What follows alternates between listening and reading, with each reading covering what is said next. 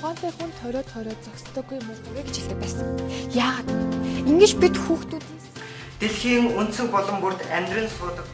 Шилдэг 20 илтгэгчээс шилдгийн шилдэг 2 илтгэгчийг шалгуулахад бэлэн болсон. Ингээд шилдгийн шилдэг 2 илтгэгчээр ямар хөвгүүд шалгалсан өдрөө хамтдаа харцаа.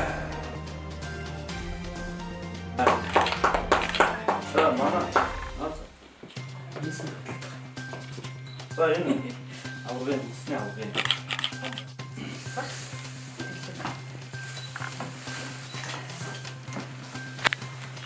шилдэг 20-д орчлоо гэд ярихад айгүй баярлсан. Яг тэгэхээр би 8 дугаар ангиас хойш ямар ч багшгүй, ямар ч клубгүй ихтгэл мэтгэлзээ гэдэг зүйлээр 4 жил хичээлж байгаа. Тэгээд бүхэл бүтэн үндэсний авраг гэдэг зүйл би шилдэг 20-д орчлоо гэдэгтээ маш их баярлсан. Тэгээд өнөөдөр болохоор зүгээр л яг үрдүнгийн одоо ярилцлага авна гэд яг шилдэг 2-д нь авраг нь хэн болсон бол гэд тодорхой хэмжээний тогтлол бол байсан. Гэхдээ одоо ингээд дид авраг нь болсон байгаа да маш их баяртай. 4 жилийн өмнө хүч хөдөлмөр ямар ч талаар үнэлэгцэнгөө маш их баяртай. Яг ерөөсөө ингээд үгээр илэрхийлэхэд айгүй хэцүү мэдрэмж авсан. Тэгээд яг гэх юм бол яг шилдэг 20 илтгэгч ч гэсэн яг тэр олон хүүхдүүдээс хамгийн мундгууд нь гарч ирсэн.